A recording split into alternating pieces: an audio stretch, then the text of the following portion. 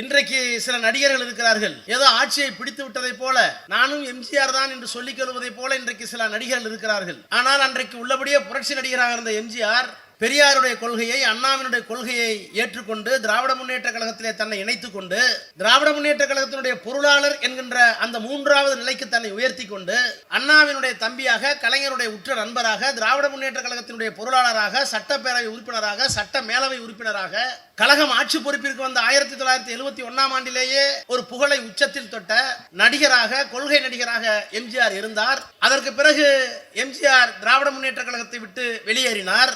அவர் வெளியேறியது வெறும் நடிகராக வெளியேறவில்லை. ஏற்கனவே திமுகவினுடைய சட்டமன்ற உறுப்பினராக, எம்எல்சியாக, எம்எல்ஏவாக இருந்து, பொருளாளராக இருந்து, திராவிட முன்னேற்ற கழகத்தில் இருக்கிற சில நண்பர்களோடு ஒவ்வொரு மாவட்டத்திலேயும் சில நிர்வாகிகளோடு வெளியே போய் ஒரு கட்சியை நிறுவினார். அவர் அரசியல் தெரியாம வெறும் ஆள போகல. எந்தெந்த கொள்கைகள் எங்களுக்கு மாறுபட்டார், விமர்சனங்கள் உண்டு வேறு. ஆனால் அவர் திமுக என்கின்ற அரசியல் கட்சியில் பொருளாளராக இருந்து ஒவ்வொரு மாவட்டத்திலையும் 10 பேரையோ 20 பேரையோ அழைச்சிக்கிட்டு தனி கட்சி ஆரம்பிச்சார். எம்ஜிஆருக்கு ஒரு பிம்பம் இருந்தது. இப்ப இந்த லூஸ் மாதிரிலாம் கிடையாது. அவர் கட்சி இப்ப திடீர்னு கை கால் ஆட்டிக்கலாம் கட்சி ஆரம்பிக்கல. அவர் கட்சி நிறைய விமர்சனங்கள் இருக்கு. அப்படி எம்ஜிஆர் சரியோ தவறோ ஒரு புகழோடு ஆட்சி அமைச்சு உத்தகட்டத்தில் இருக்கிறார். இந்த தொகுதியினுடைய வெற்றி வேட்பாளர் நம்முடைய அன்பிற்குரிய மருத்துவர் சுபேர்கான் அவர்களை ஆதரித்து நான் வந்ததற்கு பின்னும் வருவதற்கு முன்னும் நம்முடைய கூட்டணி கட்சியினுடைய தலைவர்கள் எல்லாம் உங்களிடத்தில் நடைபெற்று கொண்டிருக்கின்ற இந்த திராவிடர் மாடல் ஆட்சியினுடைய நடைபெற்றிருக்கிற பணிகளை இந்த தொகுதிக்கு மட்டுமல்ல, பகுதிக்கு மட்டுமல்ல, தமிழ்நாட்டில் எப்படிப்பட்ட பணிகளை எல்லாம் நம்முடைய முதலமைச்சர் ஆற்றியிருக்கிறார். அதிலேயும் கடந்த 5 ஆண்டு காலமாக நம்முடைய ஐட்ரி மூர்த்தி அவர்கள் இந்த சட்டப்பேரவையினுடைய தொகுதியிலே எம்எல்ஏவாக பணியாற்றி உங்களுடைய தேவைகள் எல்லாம், உங்களுடைய கோரிக்கைகள் எல்லாம் எப்படியெல்லாம் நிறைவேற்றியிருக்கிறார், எத்தனை திட்டங்கள் என்று எண்ணிக்கை அடிப்படையில் மட்டுமல்ல, அவருடைய நல்லெண்ணத்தின் அடிப்படையில் என்னென்ன பணிகளை எல்லாம் ஆற்றியிருக்கிறார் என்பதை இங்கே பட்டியலிட்டு காட்டினார்கள். எனக்கே வியப்பாக இருந்தது.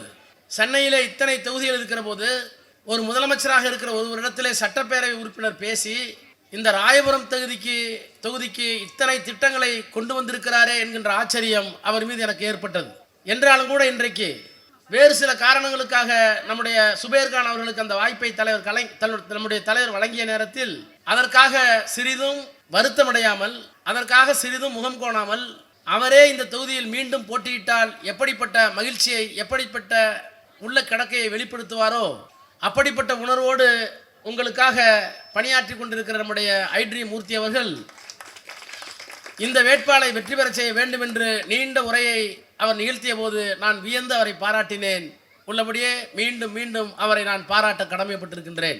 சட்டப்பேரவை உறுப்பினராக அவர் இல்லாவிட்டாலும் மீண்டும் திராவிட முன்னேற்ற கழக ஆட்சி அமைவது உறுதி, முதலமைச்சராக நம்முடைய தலைவர் வருவது உறுதி.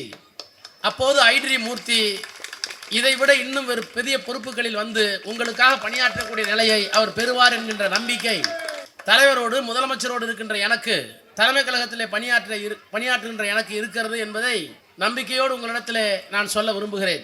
தேர்தல் பரப்புரை கூட்டம் என்று வருகிற போது கடந்த 10 நாட்களாக நீலகிரியாக இருந்தாலும், பெரம்பலூராக இருந்தாலும், அல்லது எனக்கு ஒப்படைக்கப்பட்டிருக்கிற சென்னையிலே இருக்கின்ற 36 தொகுதிகளிலே தொடர்ந்து நேற்று முதல், அதற்கு முன்பேயே என்னோட சொந்த மாவட்டமான பெரம்பலூர், இப்போது நாடாளுமன்ற உறுப்பினராக இருக்கிற நீலகிரி மாவட்டம், எத்தனையோ கூட்டங்களில் வேட்பாளர்களை அறிமுகம் செய்து நான் பேசினாலும் கூட இந்த ராயபுரத்தில் இருக்கின்ற வேட்பாளரை நான் அறிமுகப்படுத்துகிற நேரத்தில் எனக்கு ஒரு மிகுந்த சிலிர்ப்பு, உணர்ச்சி உண்டாகிறது.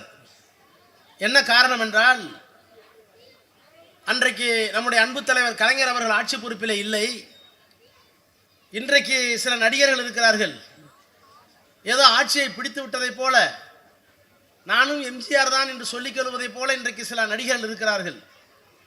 ஆனால் அன்றைக்கு உள்ளபடியே புரட்சி நடிகராக இருந்த எம்ஜிஆர் பெரியாருடைய கொள்கையை, அண்ணாவினுடைய கொள்கையை ஏற்றுக்கொண்டு திராவிட முன்னேற்ற கழகத்திலே தன்னை இணைத்துக் கொண்டு திராவிட முன்னேற்ற கழகத்தினுடைய பொருளாளர் என்கின்ற அந்த மூன்றாவது நிலைக்கு தன்னை உயர்த்தி கொண்டு அண்ணாவினுடைய தம்பியாக, கலைஞருடைய உற்ற நண்பராக, திராவிட முன்னேற்ற கழகத்தினுடைய பொருளாளராக, சட்டப்பேரவை உறுப்பினராக, சட்ட மேலவை உறுப்பினராக, கழகம் ஆட்சி பொறுப்பிற்கு வந்த 1971ஆம் ஆண்டிலேயே ஒரு புகழை உச்சத்தில் தொட்ட நடிகராக, கொள்கை நடிகராக எம்ஜிஆர் இருந்தார். அதற்கு பிறகு எம்ஜிஆர் திராவிட முன்னேற்ற கழகத்தை விட்டு வெளியேறினார். அவர் வெளியேறியது வெறும் நடிகராக வெளியேறவில்லை. ஏற்கனவே திமுகவினுடைய சட்டமன்ற உறுப்பினராக, எம்எல்சியாக, எம்எல்ஏவாக இருந்து, பொருளாளராக இருந்து, திராவிட முன்னேற்ற கழகத்தில் இருக்கிற சில நண்பர்களோடு ஒவ்வொரு மாவட்டத்திலேயும் சில நிர்வாகிகளோடு வெளியே போய் ஒரு கட்சியை நிறுவினார். அவர் அரசியல் தெரியாம வெறும் ஆள போகல.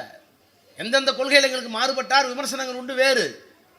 ஆனால் அவர் திமுக என்கின்ற அரசியல் கட்சியில் பொருளாளராக இருந்து ஒவ்வொரு மாவட்டத்திலையும் 10 பேரையோ 20 பேரையோ அழைச்சிக்கிட்டு தனி கட்சி ஆரம்பிச்சார்.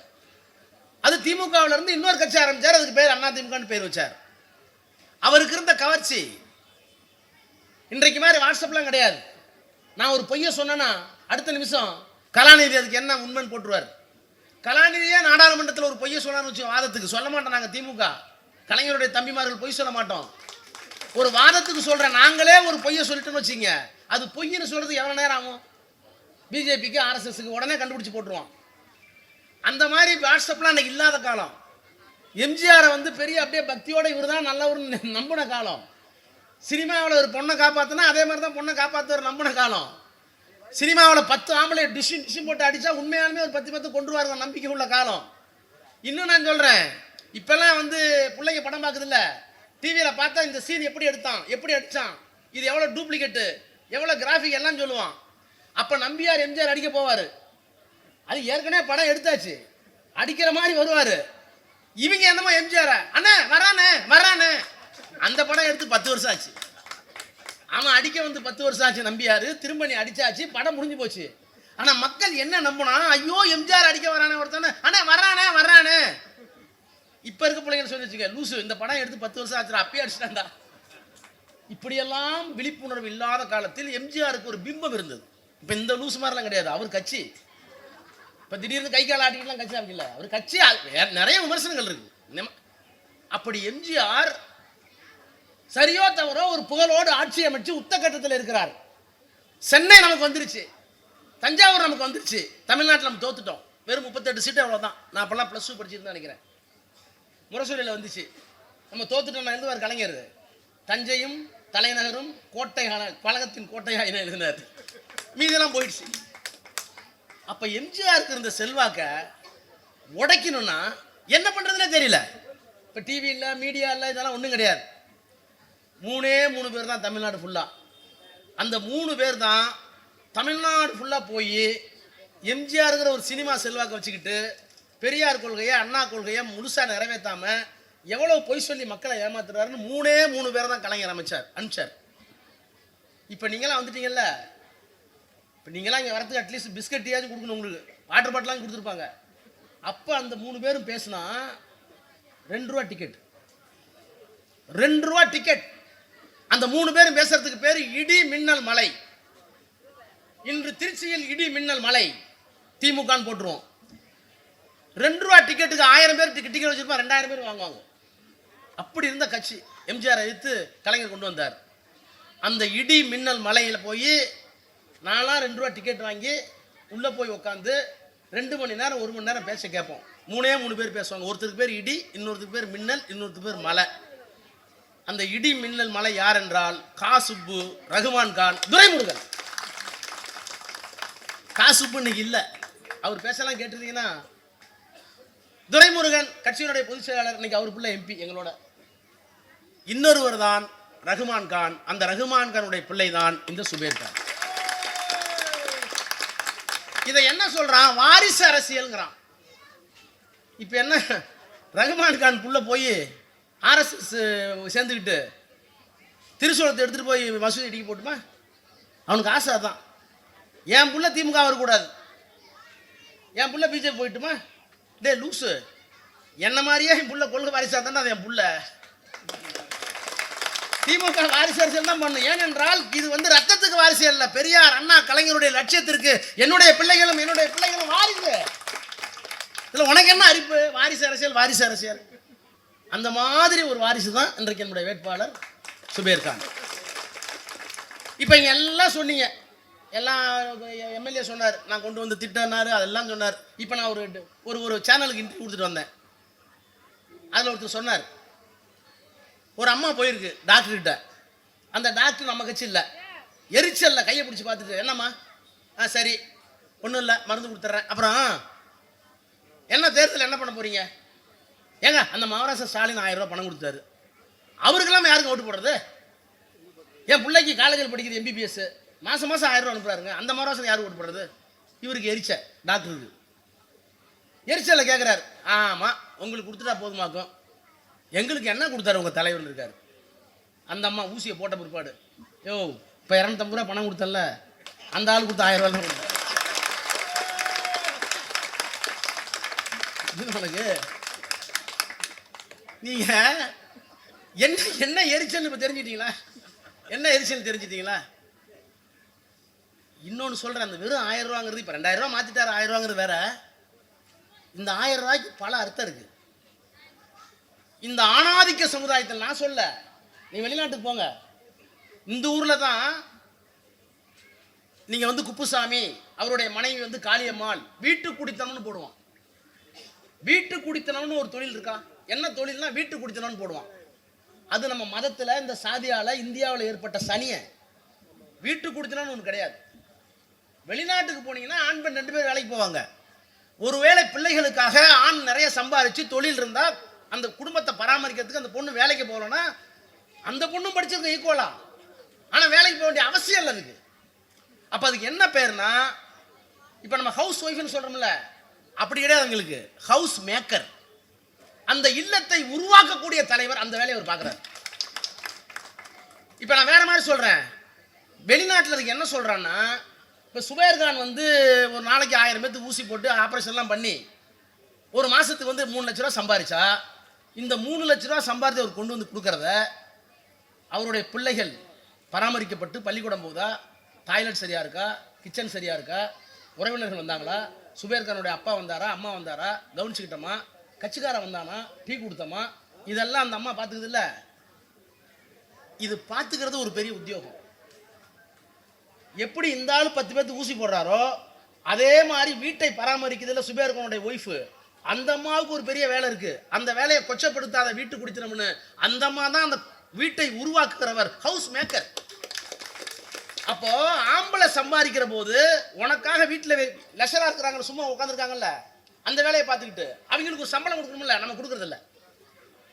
நம்ம ஆணாதிக்க புத்தி இந்த மதத்தில், இந்த ஜாதியில், நான் காக்காசு நாள் வெளியே போய் சம்பாரிச்சு வரல, அவன் சும்மா சமயக்கட்டில் உட்காந்துருக்கா, அவன் ஆளாங்கிறோம்.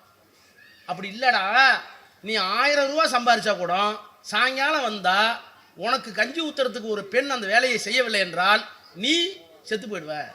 அப்போ அந்த பொண்ணுக்கு ஒரு சமூக அந்தஸ்து இருக்குது, வீட்டில் அந்தஸ்துன்னு சொல்ல, அதுக்கு பேர் ஹவுஸ் மேக்கிங். இந்த ஹவுஸ் மேக்கிங்கை எந்த நாடு ஒப்புக்கொள்ளுகிறதோ, எது மதிக்கிறதோ, அந்த நாடு தான் முன்னேறும்னு ஒரு தேரி இருக்குது. அதை படிச்சுட்டு தான் நம்ம முதலமைச்சர் சொன்னார், உங்களுக்கு ஏனான்னு சொல்லலை, புருஷன் வெளியே போயிடுறாரு, சம்பாதிக்கிறாரு, ஏதோ சம்பாரிச்சுட்டு வர்றாரு, சாப்பிட்டது போத மீதி கொண்டு கையில் கொடுக்குறாரு, ஆனால் அதையும் தாங்கிட்டு குடும்பம் நடத்துறிய உனக்கு இந்த சமூகத்தில் குடும்பத்தை காப்பாற்றுகின்ற உரிமை இருக்கிற காரணத்தினால் இந்த அரசாங்கம் உனக்கு உதவி செய்ய வேண்டிய கடமை இருக்கிறது, அது உரிமை தொகை அப்படின்னு சொன்ன ஒரு முதலமைச்சர் இந்தியாவில் மட்டும் இல்லை, உலகத்திலேயே ஒரே முதலமைச்சர் இவர் தான். இது முத கதை. 2வது கதை, இப்போ 6 மாதத்துக்கு முன்னாடி ஒரு ஆங்கில பத்திரிகையில் ஒரு ஒப்பீடு பண்ணான். இந்தியாவில் 20-25 மாநிலங்கள் இருக்குது. ஒரிசா இருக்குது, மகாராஷ்டிரா இருக்குது, பீகார் இருக்குது, மத்திய பிரதேசம் இருக்குது, குஜராத் இருக்குது, ராஜஸ்தான் இருக்குது, கர்நாடகா இருக்குது, எல்லாம் இருக்குது. அந்த ஒவ்வொரு மாநிலத்துக்கும் ஒரு இன்டெக்ஸ் வச்சுருக்கான். அங்கே வந்து பொருளாதாரம் எப்படி இருக்குது, எவ்வளோ பேர் படிச்சிருக்காங்க, அங்கே ரோடு வசதி எப்படி இருக்குது, அங்கே வந்து எத்தனை டாக்டர் இருக்காங்க, இதெல்லாம் வந்து சோசியல் இண்டிகேட்டர் ஆங்கிலத்தில் பேர். அந்தந்த மாநிலம் எவ்வளோ முன்னேறி இருக்குன்னு. அப்படி வருகிற போது கடந்த 2-2.5 ஆண்டுகளமாக தமிழ்நாட்டில் கிராமிய பொருளாதாரம், நல்லா கவனிங்க, கிராமிய பொருளாதாரம் சடன்னு உயர்ந்திருக்கு. அதுக்கு என்ன காரணம்னு ஆராய்ச்சி பண்ணான்.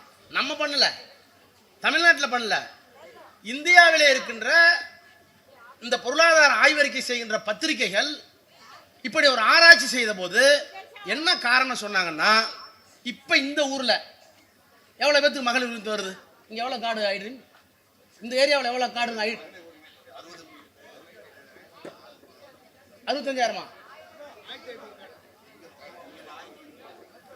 இந்த தெருவுக்கு மட்டும். சரி, இங்கே ஒரு 2000 காடு இருக்கு. 2000 காடுக்கு 1000 ரூபான்னா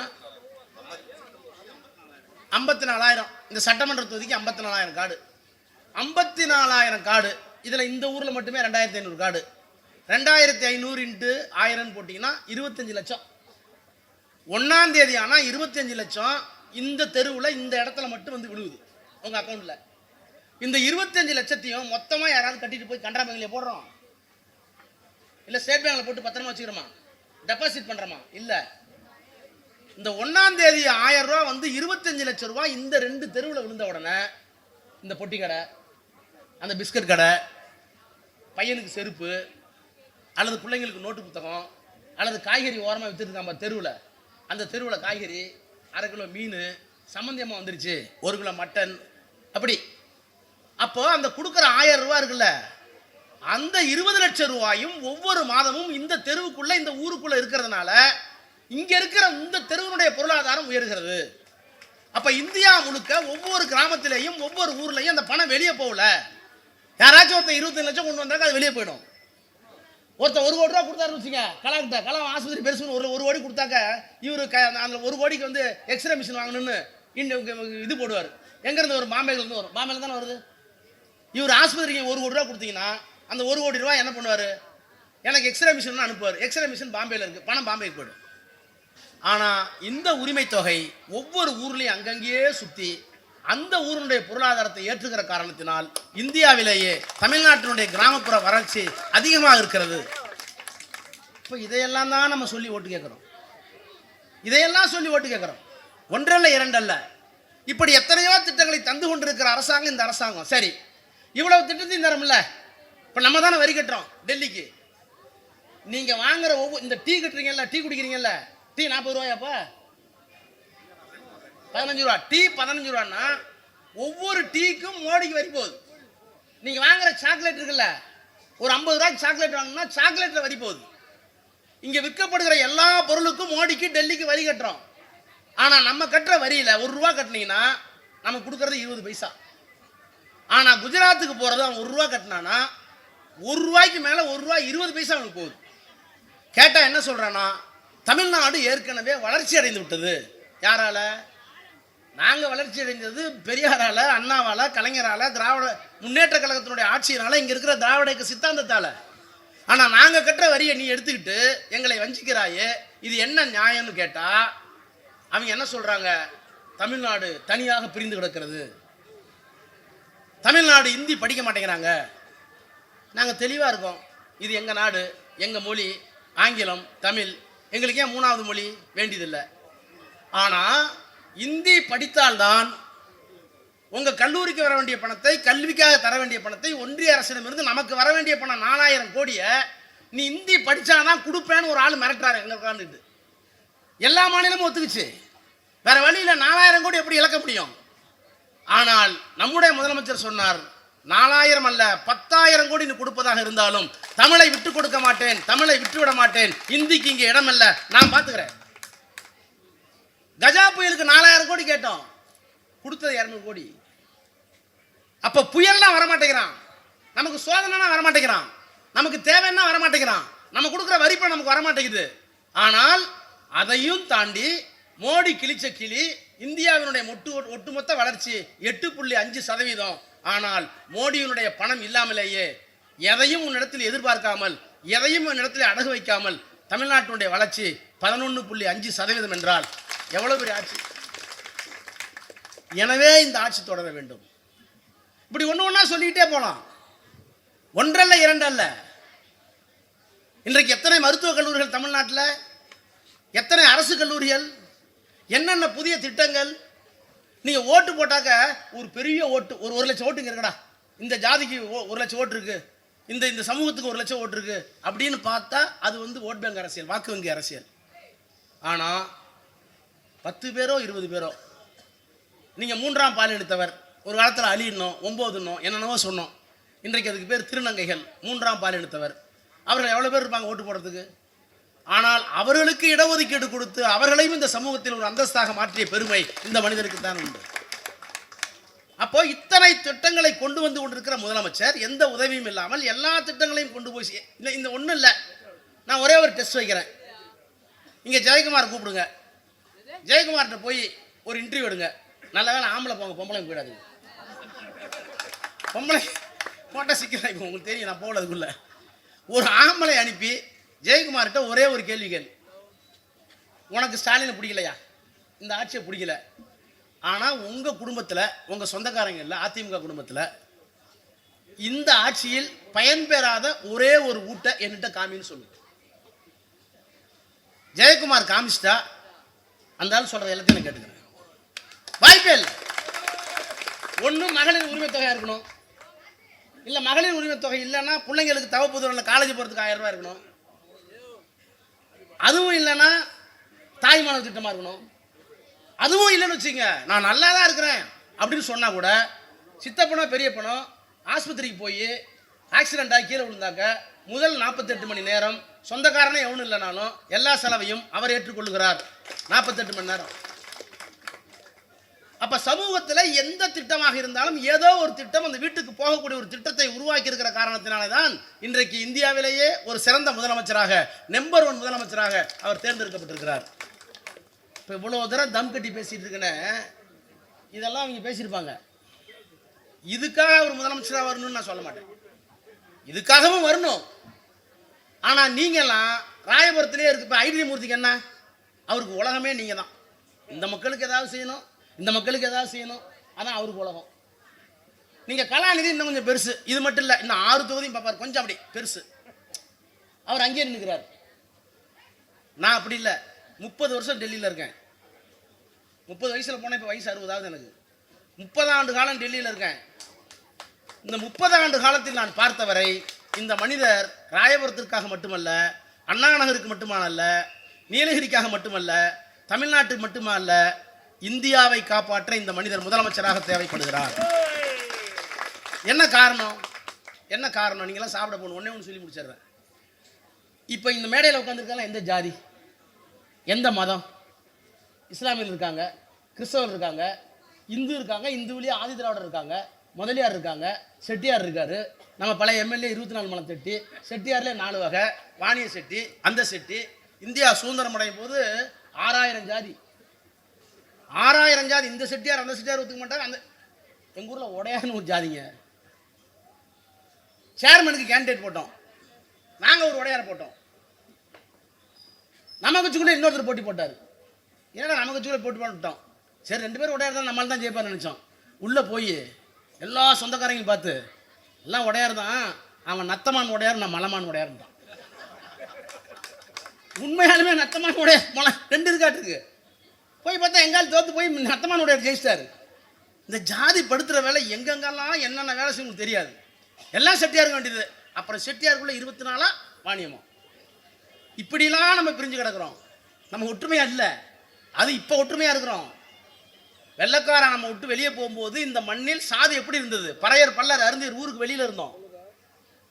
பிற்படுத்தப்பட்ட மக்கள் படாச்சா இருக்கலாம், வன்னியராக இருக்கலாம், செட்டியாராக இருக்கலாம், நாயுடுவா இருக்கலாம், முதலியாராக இருக்கலாம். யாருக்காச்சும் படிப்பறிவு இருந்ததா? யாருக்காச்சும் டாக்டரா?